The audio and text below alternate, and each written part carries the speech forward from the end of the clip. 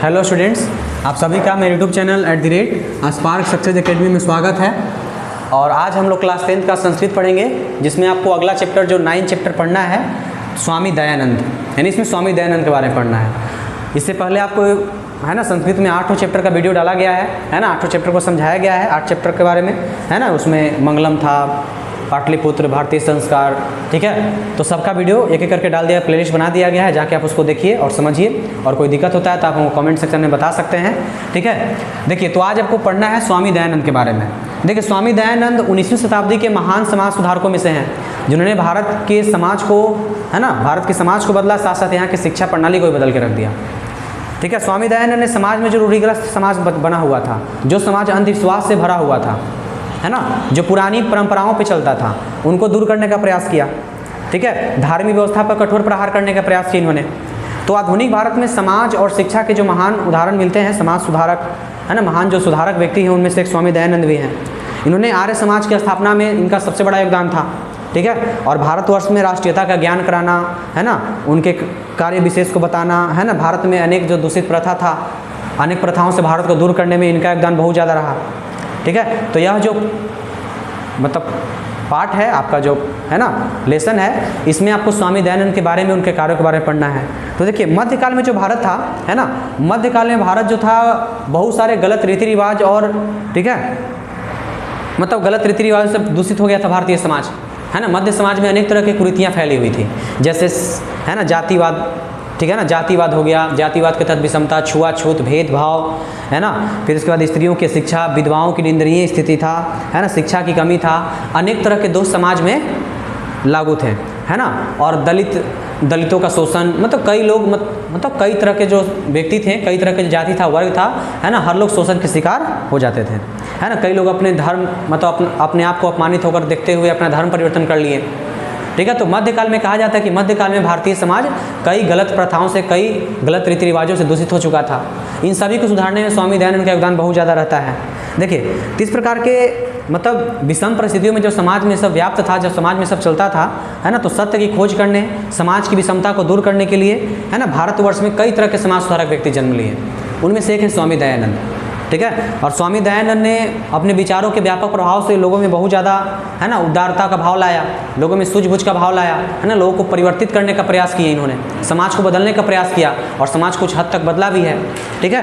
तो देखिए, स्वामी जी का जो जन्म था, है ना, स्वामी दयानंद जी का जो जन्म हुआ, है ना, इनका जन्म 1800, है ना, इनका जन्म जो होता है 1824 ईस्वी में गुजरात प्रदेश स्थित टंकारा ग्राम में हुआ था। इनका जन्म कब हुआ था?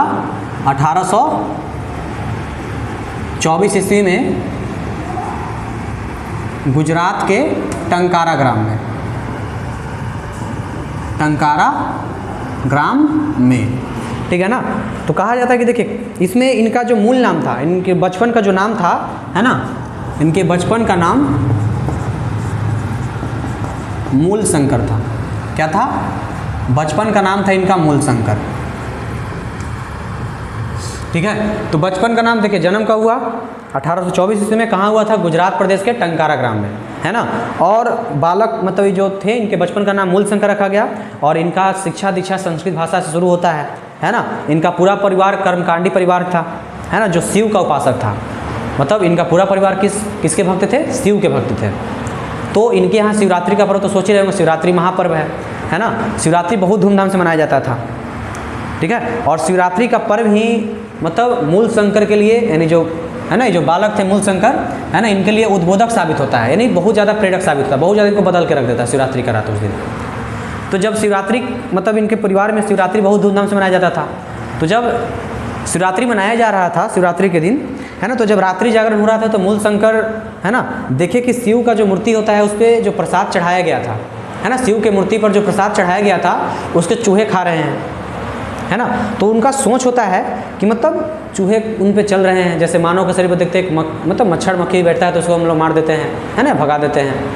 लेकिन वो सोचते हैं कि लगभग, है ना, इसने मतलब भगवान है वो, और भगवान की मूर्ति पर कोई चूहा उनका फल खा, मतलब प्रसाद खा रहा है, उनका भोजन कर रहा है एक तरीके से, है ना। तो उनके मन में आया कि वास्तव में देवता जो है प्रतिमा, है ना, प्रतिमा में नहीं होते हैं, यानी पत्थर में भगवान नहीं होते हैं। तो रात्रि जागरण वहाँ से छोड़ करके घर लौट आते हैं, है ना। उसी समय मूल शंकर के हृदय से पूरा जो होता है भगवान के प्रति प्रेम, आस्था सब खत्म हो गया और दो मतलब लगभग ही नास्तिक व्यक्ति बन गए, है ना। मतलब पूछेगा कि मूल शंकर के लिए कौन सा रात उद्बोधक साबित होता है, महाशिवरात्रि का रात, ठीक है ना। उसमें होता क्या है कि मतलब ये प्रसाद देखते हैं चूहे खा रहा है ना, और उसमें मूर्ति तो कुछ कर रही नहीं है, तो इनको विश्वास होता है कि जो प्रतिमा में है देवता का वास होता नहीं है, और इनका हृदय परिवर्तन हो जाता है और बिल्कुल मैंने पूरी तरीके से यह मतलब इन सही व्यवस्थाओं के खिलाफ हो जाते हैं, है ना। और होता क्या है कि मतलब जब से ही नास्तिक बनते उसके 2 साल के अंदर ही इनके बहन का मतलब इनके प्रिय बहन है ना का निधन हो जाता है। इसके बाद मूल शंकर में वैराग्य भाव आ गया, जिसके कारण लोग घर द्वार छोड़ करके, है ना, और विभिन्न विद्वान सज्जनों, भिक्षुओं, साधुओं के साथ संगति में घूमना शुरू करते हैं और ये पहुंच जाते हैं मथुरा में ब्रिजानंद के पास, है ना। अंधा विद्वान थे वो, और जिन्होंने इन्हें वेदों का अध्ययन देना शुरू किया, ठीक है। तो बिरजानंद इन्हें वेदों का अध्ययन देना शुरू किए और बिरजानंद के उपदेश से उपदेशित होकर के, है ना, इन्होंने अपने जीवन को मतलब सत्य के प्रसार में समर्पित कर दिया। यानी कि जहाँ भी जाते थे सत्य के बारे में लोगों को बताते थे, है ना, और सत्य का प्रचार प्रसार करते थे। जहाँ तहाँ धर्म का आडंबर करते थे, विखंडन करते थे, है ना। अनेक पंडितों ने इनसे पराजित होकर के इनके मत में दीक्षा प्राप्त किया, यानी कि बहुत सारे पंडित इनसे हार गए, है ना। जो पंडित भगवान के प्रति सशक्त थे, है ना, भगवान के पूजा पाठ में ज़्यादा लीन रहते थे, तो इन्होंने उनको समझाया और बहुत सारे लोग इनके बातों में आकर इनसे दीक्षा लेना शुरू कर देते हैं। तो इन्होंने स्त्री शिक्षा, मूर्ति पूजा खंडन, छुआछूत, बाल विवाह का निवारण, बहुत सारे महान प्रयास किए। इनके द्वारा समाज में बहुत सारे चीज़ों को सुधारा गया, है ना। और अपने मतलब इन्होंने अपने सिद्धांतों का संकलन एक पुस्तक लिखा, इसका नाम था सत्यार्थ प्रकाश नामक, है ना। तो सत्यार्थ प्रकाश नामक ग्रंथ को हिंदी भाषा में रचना कर इन्होंने अपने अनुयायियों को बहुत बड़ा उपकार कर दिया, ठीक है ना। तो एक पुस्तक भी लिखे, इनका नाम क्या है, सत्यार्थ प्रकाश नामक, की रचना किस भाषा में की है, हिंदी भाषा में की है, हिंदी भाषा में की, ठीक है ना। तो मूल शंकर जो होते हैं, है ना, इन्होंने अपने मतलब स्वामी दयानंद जो हैं, है ना, अपने विचारों को, अपने सिद्धांतों को एक मतलब किताब में संकलित करते, इसका नाम क्या रहता है, सत्यार्थ प्रकाश नामक, है ना। और इसमें इन्होंने मतलब अपने पूरे सिद्धांतों को लिखा, वेद के प्रति अनुयायियों को अपनी ओर आकृष्ट किया, है ना। सभी लोगों को हिंदी संस्कृत दोनों भाषा में मतलब दोनों पुस्तक हिंदी संस्कृत में लिखा गया। और 1875 में इन्होंने, है ना, मतलब आर्य समाज का प्रचार प्रसार किया और अपने आर्य समाज का स्थापना भी करते हैं, ठीक है। तो याद रखिएगा 1875 में आर्य समाज का स्थापना, आर्य समाज की स्थापना कब करते हैं, 1875 ईस्वी में। 75 ईस्वी में कहाँ पे, मुंबई में। 1875 में आर्य समाज का स्थापना करते हैं मुंबई में, है ना। और लेकिन वर्तमान समय में आर्य समाज का जो शाखा है, आर्य समाज का शाखा है, बहुत सारे, है ना, देश विदेशों में सभी नगरों में विद्वान है। सब जगह समाज जो है, ये जो आर्य समाज है, सब जगह से दोषों को, विसंगतियों को दूर करने का प्रयास करता है ना। हर जगह सत्य के प्रसार को आगे बढ़ाता है। चूँकि ये लोग स्वामी दयानंद के इसमें अनुयायी ही रहते हैं, समर्थक ही रहते हैं, तो सब लोग का मुख्य उद्देश्य यही था। चूँकि दयानंद सत्य के प्रसार में काफ़ी ज़्यादा लीन थे, है ना, सत्य के प्रसार में लगे हुए थे। लेकिन होता क्या है कि देखिए, मतलब शिक्षापति में फिर एक DAV स्कूल का भी स्थापना हुआ, दयानंद एंग्लो विद्यालय, ठीक है। और इनका जो मृत्यु हो जाता है 1883 ईस्वी में। स्वामी दयानंद की मृत्यु कब हो गई, 1883 ईस्वी में इनका मृत्यु हो जाता है।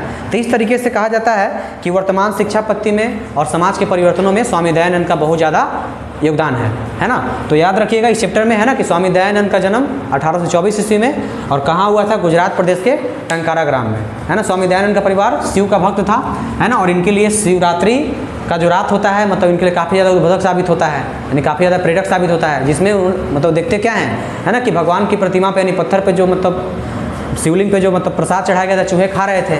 जिसके बाद मतलब इन्होंने सोच लिया कि मतलब मान लिए थे, इनके मन में हृदय में विचार आ गया कि भगवान जो होते प्रतिमा में होते नहीं हैं, ठीक है ना। और उस दिन से मतलब ये लगभग नास्तिक बन जाते हैं। और, है ना, अपने जब इनके अंदर वैराग्य भाव आता है तो घर द्वार छोड़ करके संतों के साथ, भिक्षुओं के साथ, साधुओं के साथ घूमना शुरू करते हैं। और घूमते घूमते कहाँ पहुँचते हैं, मथुरा में बिरजानंद के पास।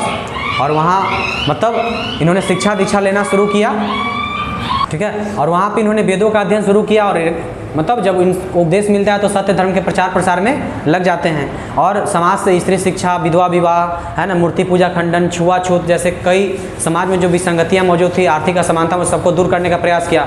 और उसके लिए इन्होंने अपने सिद्धांतों को एक पुस्तक में सत्यार्थ प्रकाश नामक पुस्तक में रचे है ना, जो इनके अनुयायियों के लिए उपकार के समान है। इसके बाद इन्होंने आर्य समाज का स्थापना किया 1875 में, और आर्य समाज मुंबई में बना था, है ना, जो आज पूरे देश में और पूरे देश विदेशों में कई जगह मतलब समाज में सत्य का प्रसार कर रहा है और समाज से गंदगी को हटाने का प्रयास करता है। ठीक है, इनका मृत्यु हुआ था 1883 ईस्वी में, है ना, और इनके नाम पे एक DAV स्कूल भी है, दयानंद इंग्लो विश्वविद्यालय, है ना, जो मतलब इनके अनुयायियों के द्वारा शुरू किया गया। तो इस तरीके से स्वामी दयानंद का शिक्षा में और समाज को सुधारने में बहुत ज़्यादा महत्वपूर्ण योगदान रहता है। ठीक है, तो इसके बाद जो आपका अगला चैप्टर है वो आपको अगले वीडियो में मिलेगा।